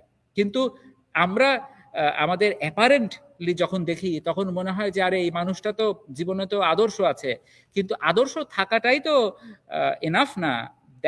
দেখতে হবে যে তিনি আদর্শটাকে কিসের জন্য তিনি ব্যয় করছেন, অথবা আদর্শটাকে তিনি মানে তিনি আদর্শের জন্য ব্যয় হচ্ছেন নাকি তিনি আদর্শকে নিজের কাজে ব্যয় করছেন অথবা নিজের কাজে তিনি ইউটিলাইজ করছেন। তো ওই কথাটাই বলছিলাম যে ঠাকুর বলছেন যে জীবকোটি মানুষ হচ্ছে তাদের প্রবৃত্তি হচ্ছে তাদের জীবনে সব, এবং সেখানে সেটা ইষ্টের থেকেও তাদের জীবনে প্রমিনেন্ট, এবং তারা ইষ্টও তাদের প্রবৃত্তি পোষণের জন্য ব্যয়িত হয়। এবং ওজন্যই কিন্তু আমাদের সমাজে অনেক সময় দেখবেন যে কিছু মানুষের কাছে ধর্মের কথা বলতে গেলে তারা কিন্তু আপনাকে তেড়ে আসবে, কারণ তারা এমন অনেক ইলাস্ট্রেশন সমাজে আছে যারা ধর্মের কথা বলছেন। যেমন আমিই তো আমি দেখেছি যে বাংলাদেশে এই যে বিভিন্ন আপনি দেখবেন বিভিন্ন যে পূজা কমিটি বা বিভিন্ন কমিটি আছে না, সেখানে দেখবেন কিন্তু প্রচুর এই ধরনের জীবকোটি মানুষের সন্নিবেশন, সম্মিলন। এবং তারা দেখবেন তারা মানে কারণ হয় কি যে আপনি যদি ওই ধরনের একটা প্ল্যাটফর্মে থাকেন তখন কিন্তু অনেক কোয়েশ্চেন্স বাইপাস করতে সুবিধা হয়, আপনি কম কোয়েশ্চেন্স এর মুখোমুখি হন। সো তারা ওটাকে একটা শিল্ড হিসেবে ব্যবহার করে। ওই ব্যাপারটা হচ্ছে একটা শিল্ড হিসেবে ব্যবহার করে। তার যে প্রবৃত্তি চর্চা, সে প্রবৃত্তি চর্চার জন্য একটা শিল্ড দরকার। যে দেখেন না যে আমরা আগের দিনের যে সব যুদ্ধ দেখতাম, সেখানে একজনের হাতে একটা তরবারি আছে, একটা শিল্ড থাকে, তিনি তরবারি দিয়ে কাউকে মারছেন, অন্যজন মারতে আসলে শিল্ড দিয়ে তিনি তাকে প্রোটেক্ট করছেন। সো এইখানে ওই জীবকোটি মানুষদের জীবনে কিন্তু আদর্শ হচ্ছে তার জন্য শিল্ড। তিনি যে তরবারি দিয়ে অন্যকে আঘাত করছেন, তিনি প্রবৃত্তি দিয়ে যে অন্যকে আঘাত করছেন, প্রত্যাঘাত যখন আসে সেটা থেকে নিজেকে প্রোটেক্ট করার জন্য তিনি ওই ধর্মের লেবাসটা তিনি ব্যবহার করেন, অথবা ওই প্রবৃত্তিকে তিনি মানে আদর্শকে তিনি ওই শিল্ড হিসেবে ব্যবহার করেন। ঠাকুর বলছেন এইরা হচ্ছে জীবকোটি মানুষ। আর ঈশ্বরকোটি মানুষ কেমন? ঈশ্বরকোটি মানুষ হচ্ছেন যারও প্রবৃত্তি থাকবে, কিন্তু তিনি তার প্রবৃত্তিটাও ব্যবহার করবেন, ইউটিলাইজ করবেন, সেটাকে এমপ্লয় করবেন, সেটাকে ইনভেস্ট করবেন ঠাকুরের জন্য অথবা আদর্শের জন্য, যেখানে তিনি আসলে তার যে কমপ্লেক্স থাকবে সেই কমপ্লেক্সও তিনি ব্যবহার করবেন আদর্শের পারপাস সার্ভ করার জন্য। আমরা জানি না ঠাকুরের বিভিন্ন বাণী আছে না যে ওই যে প্রবৃত্তি যার ব্যস্ত, ইষ্ট স্বার্থে এই ধরনের একটা বাণী আছে, কাল নত তার ভয়ে এই ধরনের একটা বাণী আছে, অথবা ঠাকুরের অন্যান্য বিভিন্ন বাণী আছে যে প্রবৃত্তি তখনই খারাপ যখন সেটি প্রেষ্ট স্বার্থে নিয়োজিত না হয়। প্রেষ্ট স্বার্থে নিয়োজিত হলে কিন্তু সেই প্রবৃত্তি খারাপ না, কারণ প্রেষ্ট স্বার্থে নিয়োজিত হওয়া মানে প্রবৃত্তি অ্যাডজাস্টেড হয়ে গেছে। কারণ প্রেষ্ট স্বার্থে সেটি নিয়োজিত মানেই হচ্ছে সেটা আমাকে বোঝাচ্ছে যে প্রবৃত্তি অলরেডি অ্যাডজাস্টেড হয়েছে বলেই সেটা প্রেষ্ট স্বার্থে নিয়োজিত হয়েছে। আর প্রবৃত্তি যখন অ্যাডজাস্টেড হয় তখন সেটা তো আর খারাপটা, মানে ব্যাপারটা হচ্ছে এমন যে অনেক সময় আপনি দেখবেন অনেক শার্প কিছু আপনি হাতে রেখেছেন, বাট সেটা যদি আপনি একটু সেটা যেই জায়গায় শার্প সেটাকে যদি একটু মানে একটু ভোতা করে দেয়া যায়, তখন কিন্তু সেটা আপনি ক্যারি করতে পারেন, রাইট? বাট সেটা যদি যখন শার্প থাকে সেটা আপনি কোথাও নিলে আপনার মানে যেই পাত্রে রাখছেন অথবা একটি প্যাকেটে নিলে সেই প্যাকেটটাই কেটে যেতে পারে। বাট সেটা ওই শার্পনেসটা যদি আপনি অ্যাডজাস্ট করে ফেলতে পারেন তখন কিন্তু সেটা ক্যারি করার সমস্যা না। সো প্রবৃত্তি শার্প, বাট প্রবৃত্তির ওই শার্পনেস যদি আপনি অ্যাডজাস্ট করতে পারেন আদর্শের মধ্য দিয়ে, সেই অ্যাডজাস্টেড প্রবৃত্তি মানে ইজ গুড ফর ইউ, এবং সেটা আপনার প্রবৃত্তিকে যদি সার্ভ করে তখনই সেটা অ্যাডজাস্টেড হয়। তো ওই অ্যাডজাস্ট করার জন্য কি দরকার? অ্যাডজাস্ট করার জন্য আপনার জীবনে একজন অধিপতি দরকার, যাকে আমরা বলছি ঈশ্বর, যিনি সেই ঈশ ধাতু যখন আপনার উপর ক্রিয়া করবে, সেই ঈশ ধাতু যখন আপনার ক্ষেত্রে মানে অ্যাপ্লাইড হবে এবং সেইটা যখন আপনি যখন তার অধীনে থাকতে পারবেন, আপনার উপর যেটি যখন আধিপত্য করতে পারবে, তখন আপনার প্রবৃত্তি আপনার জন্য ক্ষতিকর হবে না। আপনার প্রবৃত্তিগুলো আপনাকে দমন করতে হচ্ছে না, কিন্তু সেটাকে আপনি প্রপারলি অ্যাডজাস্টেড করতে পেরেছেন বলে আপনি আপনার প্রবৃত্তি এনজয় করতে পারছেন, অ্যাট দ্য সেম টাইম আপনি আপনার লাইফকে সার্ভ করতে পারছেন, আপনি আপনার সোসাইটিকে সার্ভ করতে পারছেন। এবং ওই যে বলছিলাম যে আপনার ক্যারিয়ার চিন্তা, আপনার জীবনের চিন্তা, আপনার পরিবারের চিন্তা, আপনার সমাজের চিন্তা, দেশের চিন্তা, এই সব চিন্তাগুলো তখন আপসে আপ হয়ে যাবে আপনার ঈশ্বর চিন্তার মধ্য দিয়ে। তো এই হচ্ছে মোটামুটি হচ্ছে ঠাকুরের যে ভাবনা বা প্রসেস বা পলিসি, অথবা তার যে টুলস, অথবা তার শেখানো যে পথ আর কি। তো আমি আমার বক্তব্য দীর্ঘায়িত করব না। আশা করছি আপনারাই ঠাকুরের কথাগুলোকে আপনাদের ভাবনা, চিন্তা বা জ্ঞান ব্যবহার করে সেটিকে সুন্দর করে সাজিয়ে দিবেন। জয় গুরু। খুব শুনছিলাম আলোচনা, এই কথাগুলো যারা শুনছেন, আমি প্রত্যেকের কাছে অনুরোধ জানাচ্ছি আপনারা এই কথাগুলোকে শেয়ার করে সর্বত্র ছড়িয়ে দিন, কারণ মহামূল্যবান কথা প্রত্যেকের জীবনে খুব বেশি গুরুত্বপূর্ণ। কারণ এরকম আদর্শিক কথা বা যে কথাগুলো আমার শ্রদ্ধেয় রানাদা এতক্ষণ পর্যন্ত বলে গেছেন, প্রত্যেকটা কথা এত মূল্যবান মানুষের লাইফের, এগুলো তিনি তার কথা বলেননি, কিন্তু শ্রী শ্রী ঠাকুরের কথাই বলেছেন। এবং আজকে খুব চমৎকার একটা টপিক। আমরা শ্রদ্ধেয় রানাদা প্রতিবেশীদের নিয়ে মানবিক চিন্তা করি, তারপরে সমাজের চিন্তা করি, ব্যক্তির চিন্তা করি, কিন্তু চিন্তা নিয়ে আসলে আমরা অনেকেই কিন্তু সেটাকে কর্মে বাস্তবায়িত করতে পারছি না প্রপারলি, তাই আমাদের এই দুর্দশা। শ্রী শ্রী ঠাকুর যেমন কি করে কর্ম নাই চিন্তা পাথর পেছল নরক, চিন্তা করছি ঠিক আছে, কিন্তু আমাদের কর্মে বাস্তবায়িত করতে পারছি না আমরা শ্রী ঠাকুরের আদর্শগুলোকে। তাই হয়তো আমাদের আজকে পরিণতি চারপাশে, আমাদের চারপাশে যে পরিস্থিতিগুলো হচ্ছে, এই যে কথাটি জীবনের উপর আধিপত্য করতে পারেন, সেই আধিপত্য যার সেই মানুষটিকে আমরা আমাদের জীবনের মিরর হিসেবে রাখতে পারছি না, বা আয়না হিসেবে রাখতে পারছি না।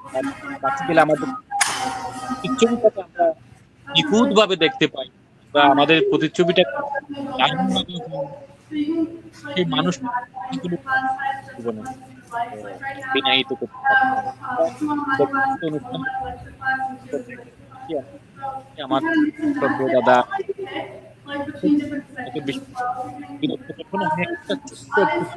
আমার ঠাকুরের অষ্টম খণ্ডে বলেছেন, ঈশ্বরের প্রতি আরাধনা করে যে সকল কর্মে নর অনুষ্ঠান করে তাহা ভিন্ন অন্য কর্ম বন্ধন নীতি ঈশ্বরের জন্য কর্ম ধনঞ্জয়। একটা কথা আমি কুমারনাথের গীতায় আছে, শ্রী উদ্ধৃতটা দিয়েছেন।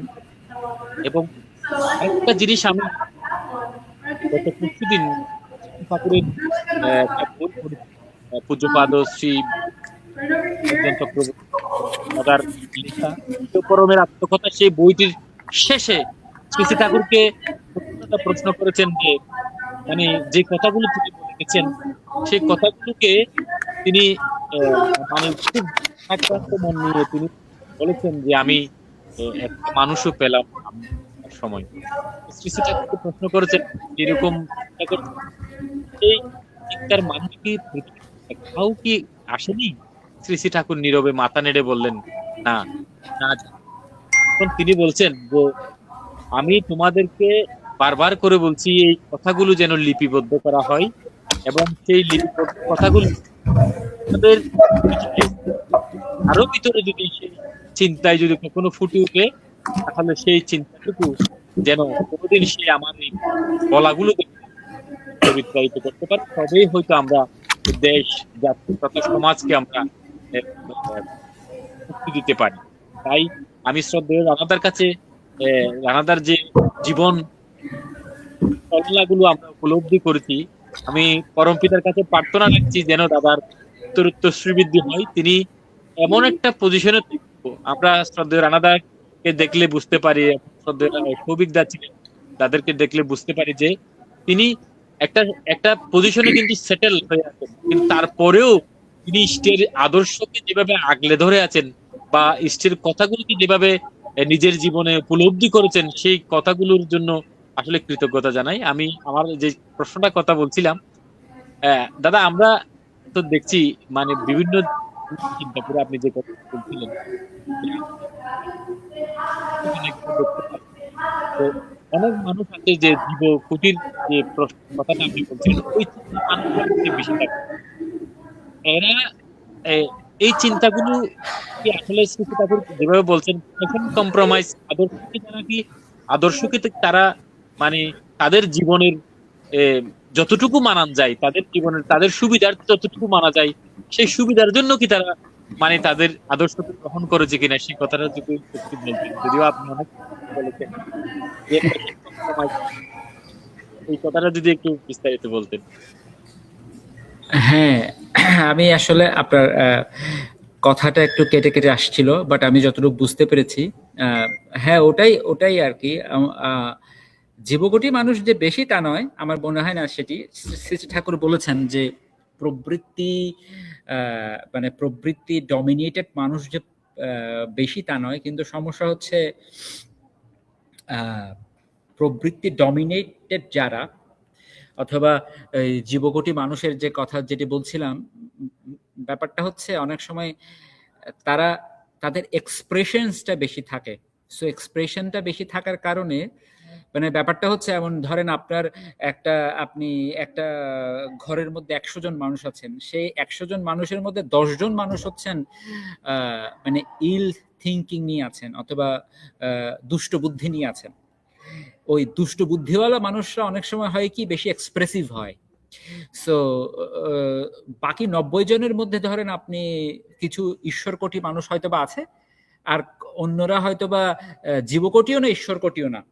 হ্যাঁ, কিন্তু জীবকোটি মানুষরা তো হচ্ছে মানে আপনার জন্য ক্ষতিকারক, কিন্তু বাকি 90 জন কিন্তু ক্ষতিকারক নয়। কিন্তু ওই যে 10 জন তাদের যে প্রেজেন্সটা অনেক বেশি মানে রিকগনাইজড হচ্ছে because of their expressions, because of the deliberations. তারা অনেক বেশি এক্সপ্রেসিভ, তারা অনেক বেশি ডেলিভার করছে, অথবা তারা বেশি করে বলছে, তারা উচ্চকিত।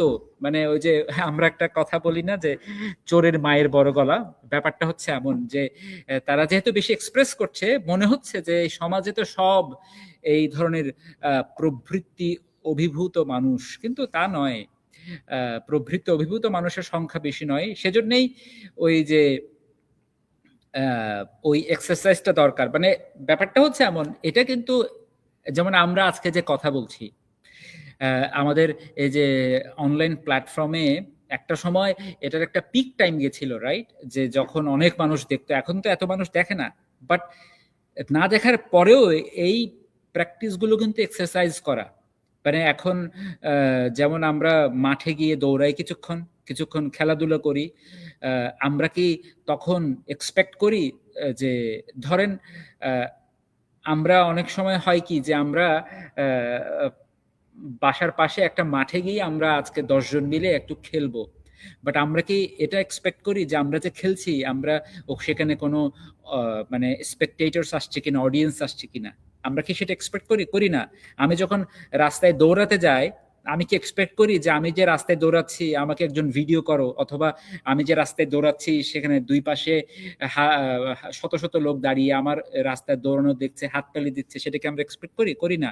বাট যখন সে ম্যারাথন দৌড় হয়, যখন অলিম্পিকে দৌড়ায়, সে কিন্তু এক্সপেক্ট করে যে সে যে দৌড়াচ্ছে সেটা যাতে আশেপাশের লোকজন দাঁড়িয়ে দেখে, কারণ সেটা তার কাছে মানে একটা পার্টিকুলার প্রেজেন্টেশন।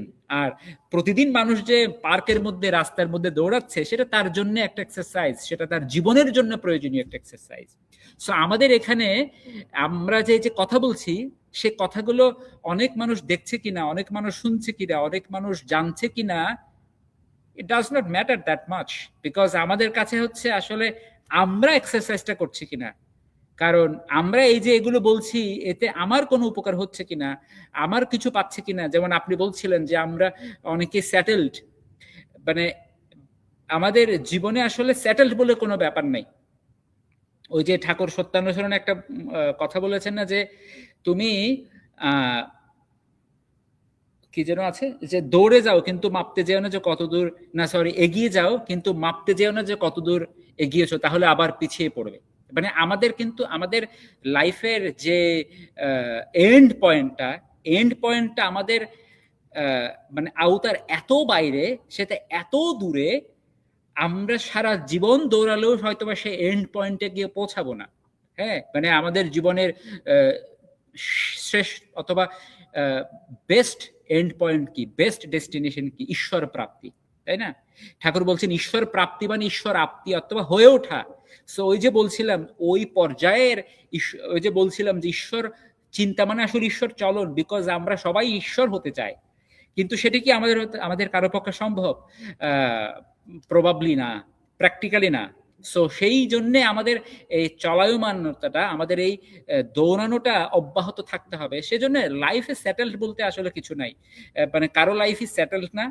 আমরা যখনই, ওই যে সৌভিক ভাই একটা সুন্দর কথা বলছিল যে আমরা যদি মনে করি যে লাইফ সেটেলড, তাহলেই সেটা স্ট্যাগনেশন, তাহলেই আমাদের জীবন থেমে গেছে। আর থেমে যাওয়া জীবন মানে আসলে জীবনের মৃত্যু, তাই না? তো সেজন্য আমাদের এইসব কার্যক্রম, যেমন আমার এখন আমার তো একটা অফিস টাইমে আমি বাইরে এসে কথা বলছি, বাট আমার অফিস টাইমে আমার অফিসে ওয়ার্ক যেমন একটা ইম্পর্টেন্স আছে, এটারও ইম্পর্টেন্স কিন্তু কম না, বিকজ এটা আমার জন্য একটা এক্সারসাইজ, এটা আমার একটা মেন্টাল এক্সারসাইজ, আমার একটা স্পিরিচুয়াল এক্সারসাইজ। আমার স্পিরিটটাকে, আমার চিন্তাকে, আমার থট প্রসেসটাকে আরো বিনায়িত করার জন্য, আরো পরিশীলিত করার জন্য, আরো সুন্দর করার জন্য, এবং আমার লাইফে যে আরো অনেক কমপ্লেক্সিটিস আছে সেই কমপ্লেক্সিটিসগুলোকে অ্যাডজাস্ট করার জন্য, এবং আমার লাইফে যে সমস্যা আছে সেই সমস্যাগুলোকে ডমিনেট করার জন্য, আমার আধিপত্যে যাতে, তার আধিপত্যে যাতে থাকা যায়, সেটার জন্যই এক্সারসাইজগুলো। সো সেখানে আসলে একটা স্টেজে আমরা পৌঁছে গেছি, আমরা এখন সেটেলড, সেজন্য আমার এটা করার প্রয়োজন নাই বা ওটা করার প্রয়োজন নাই। ব্যাপারটা আসলে তেমন না। আমাদের সবার জীবনেই যেমন শ্বাস প্রশ্বাসের প্রয়োজন আছে, এমন কি হয় যে আমি তো আমার তো অনেক টাকা পয়সা, অথবা আমি অনেক একটা দেশের আমি বিশাল অধিপতি, অথবা আমি দেশের একটা গুরুত্বপূর্ণ পদে আসীন, আমি কি তাই বলি যে আরে যে রাস্তায় শুয়ে আছে সেও শ্বাস প্রশ্বাস নিচ্ছে, আর আমি দেশের এত বড় মসনদে বসে আছি আমিও শ্বাস প্রশ্বাস নিচ্ছি? এটা হয়? কিন্তু দেখেন দুজনে একই কাজ করছে। সো ঠিক একইভাবে আমাদের কোন পর্যায়ে কি অবস্থায় আছি সেই অবস্থা মানে নির্বিশেষে, যেমন আমার শ্বাস প্রশ্বাস নেওয়াটা আমার জীবনের জন্য প্রয়োজনীয়, ঠিক একইভাবে আমি কোন পর্যায়ে আছি আর আমি কোন পর্যায়ে নেই সেটা নির্বিশেষে ঈশ্বর চিন্তা আমার জন্য প্রয়োজনীয়। এবং ওই যে আপনি যে কথাটা বলছিলাম, আমি জানি না আপনার ওই উত্তর হয়েছে কিনা, আসলে ওটাই যে জীবকোটি মানুষের সংখ্যা বেশি না, কিন্তু জীবকোটি মানুষের এক্সপ্রেশনসের কারণে অনেক সময় তাদের প্রেজেন্সটা বেশি অনুভূত হয়, অথবা সেটি অনেক বেশি প্রমিনেন্ট হয়ে ওঠে, কিন্তু তাদের সংখ্যা বেশি না। এবং তারা হয়তোবা ওই জীবনের মূল সূত্রটা আবিষ্কার করতে পারেনি বলে, অথবা ওই সুইচ অনটা হয়নি বলে তাদের কাছে ওটাকেই বেশি আনন্দের মনে হয়। ঠাকুর একটা সুন্দর কথা বলেছেন, ঠাকুরের তো আসলে বলার কোনো শেষ নাই। ঠাকুর সুন্দর কথা বলেছেন এমন যে অনেক সময় হয় কি, আমরা দেখবেন যে বাচ্চাদেরকে চুষি কাটি দেয় যখন বাচ্চারা যখন মায়ের বুকের দুগ্ধ পান করে। হ্যাঁ, তো যখন সে স্তন্যপায়ী থাকে, ঠাকুর বলছেন যে বাচ্চাকে যখন সত্যিকারে মায়ের বুকের স্বাদ যখন যে পায়, তখন তার আর ওই চুষিকাটি তার পছন্দ হয় না। কিন্তু অনেক সময় কিন্তু তাকে চুষিকাটি দিচ্ছে, সে হয়তো বা একটা কাঠ দিয়ে ওইটা চুষছে, মনে হচ্ছে ওতেই সে মজা পেয়েছে। হ্যাঁ, এবং সেটাই সে বারবার ওটা ময়লায় পড়ে গেল, মাটিতে পড়ে গেল, সেটা নিয়ে সে চুষতে চায়। কিন্তু সে যখন মায়ের বুকের দুধের স্বাদ পায়, তখন কিন্তু সেই চুষিকাটি তার কাছে হাজারটা চুষিকাটি এনে দিলেও সেটা সে ছুঁড়ে ফেলবে। তো ওই প্রবৃত্তি অভিভূত মানুষ ইষ্টি অভিভূত হওয়ার যে আনন্দ সেটি উপলব্ধি করতে পারেনি বলে ওই প্রবৃত্তি অভিভূত থেকে সমাজে আমি একটা হোমরা চোমরা হয়ে, অথবা ওই যে ক্ষণিক যে আনন্দ, সে আনন্দ তার কাছে বেশি আনন্দের মনে হয়, প্রমিনেন্ট মনে হয়, কিন্তু আসল আনন্দ তো সেখানে নাই। কিন্তু ওই সুইচ অন না হওয়ার কারণে, ওই বিপাক পথে তাকে হাত ধরে চলার কায়দা শিখিয়ে দেওয়া হয়নি, অথবা সে শিখে নিতে পারেনি বলে তার কাছে ওই বিপাক পথের টাই মনে হয় যে এটাই বেটার। বাট এর থেকে বেস্ট পথ যে আছে, এর থেকেও সুস্বাদু জিনিস যে জীবনে আছে, সেটা হয়তো উপলব্ধি করতে পারেনি। সো সেজন্যই তাদের জন্য আমরা প্রার্থনা জানাবো, অথবা তাদের জন্য আমরা কষ্ট পাবো, মানে তারা তো আমাদের শত্রুরা, অথবা তাদের জন্য বরং আমাদের আরো বেশি কষ্ট পাওয়ার প্রয়োজন আছে। বিকজ হয়তোবা আমি হয়তোবা একটা স্বাদ পেয়েছি, হয়তোবা স্বাদটা আমি পুরোপুরি এখনো জীবনে নিতে পারিনি, বাট আমি স্বাদটা পেয়েছি, আরেকজন হয়তোবা সেই স্বাদটাই এখন উপলব্ধি করতে পারেনি। সো তার জন্য তো আমার আরো বেশি মানে কষ্ট পাওয়ার, অথবা তার সেও যাতে সেই স্বাদের সন্ধান পায়, তার জন্য প্রার্থনা করার প্রয়োজন আছে। ডেফিনেটলি আমাদের প্রত্যেকেরই উচিত, আমরা যারা শ্রী শ্রী ঠাকুরের আদর্শকে আমরা যারা বুঝবার চেষ্টা করছি, বা অল্প বিস্তর আমরা যারা বুঝেছি, তাদের প্রত্যেকেরই প্রয়োজন ডোর টু ডোর যেন আমরা শ্রী শ্রী ঠাকুরের এই পবিত্র আদর্শকে যেন আমরা বিলিয়ে দিতে পারি। এটা পরমপিতা চেয়েছিলেন আমাদের কাছ থেকে। যাই হোক, দেখতে দেখতে আমরা অনুষ্ঠানের একদমই শেষ পর্যায়ে চলে আসছি, আমরা আর দেরি করব না। আমি আবারও প্রত্যেকের কাছে সবিনয় অনুরোধ করছি, আপনারা এই অনুষ্ঠানটিকে যারা যেখান থেকে দেখছেন, পরবর্তীতে যারা দেখবেন, তাদের প্রতি বিনীত অনুরোধ, আপনারা এই অনুষ্ঠানটিকে শেয়ার করে দিবেন এবং সর্বত্র ছড়িয়ে দিবেন। আমি আর দীর্ঘক্ষণ করছি না, আমি শ্রদ্ধেয় দাদার অফিস টাইমে বিরক্ত করার জন্য আবারও দুঃখিত এবং কৃতজ্ঞতা জানাচ্ছি দাদাকে। আবারও কোনো প্রয়োজনে যদি এরকম আদর্শিক কথাগুলো আমাদের অন্ততপক্ষে ব্যক্তিগতভাবে আমার খুব ভালো লাগে দাদার আলোচনাগুলো, এত গুছালো বা এত সুনিপুণ ভাবে দাদা শ্রী শ্রী ঠাকুরের আদর্শগুলোকে গুছিয়ে বলতে পারেন। আমি পরমপিতার আতুল চরণে শ্রদ্ধেয় দাদার দীর্ঘায়ু কামনা করছি, এবং আশা রাখছি সর্বত্র এই আদর্শের কথা তিনি বলে বেড়াবেন আমাদের সাথে আরো অনেক দিন পর্যন্ত, সেই প্রার্থনাটুকু রাখছি। এবং শ্রদ্ধেয় দাদাকে আমি সবিনয় অনুরোধ জানাচ্ছি আজকের যে অনুষ্ঠানের সমাপ্তি ঘোষণা করার জন্য শ্রী শ্রী ঠাকুরের ধ্বনি এবং পুরুষোত্তম ধ্বনির মধ্য দিয়ে। এবং প্রত্যেকের কাছে আমি আবারও আন্তরিক জয়গুরু জানিয়ে আমার সঞ্চালনার দায়িত্বে থাকার আজ এই সময় ইতি টানছি, এবং আপনাদেরকে আবারও অনুরোধ করছি আপনারা অনুষ্ঠানটিকে ছড়িয়ে দিবেন। দাদা, আমি আপনাকে অনুরোধ জানাচ্ছি আজকের এটাকে সমাপ্তি ঘোষণা করবো। বন্দে পুরুষোত্তমম, বন্দে পুরুষোত্তমম, বন্দে পুরুষোত্তমম, বন্দে আর্যপিতৃন, বন্দে মাতৃবর্গান, বন্দে অহং কৃষ্ণদেবতম, বন্দে অহং স্বস্তিদেবতম। যুগ পুরুষোত্তম পরম প্রেমময় দল ভগবান শ্রী শ্রী ঠাকুর অনুকূলচন্দ্র জি কি। পরম প্রেমময় দল ভগবান শ্রী শ্রী ঠাকুর অনুকূলচন্দ্র জি কি। যুগ পুরুষোত্তম পতিত পাবন বিশ্বেশ্বর পরমদয়াল শ্রী শ্রী ঠাকুর অনুকূল চন্দ্র জি কি। বন্দে পুরুষোত্তম, বন্দে পুরুষোত্তম, বন্দে পুরুষোত্তম। জয় গুরু। জয় গুরু দাদা, আমার প্রণাম নিবেন। জয় গুরু। জয় গুরু। জয়।